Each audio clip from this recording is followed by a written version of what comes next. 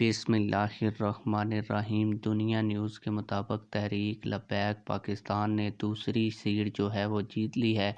तहरीक लब्बैक पाकिस्तान के उम्मीदवार ने पीटीआई के आज़ाद उम्मीदवार को 14,000 की लीड से इस हलके में तकरीबन हरा दिया है।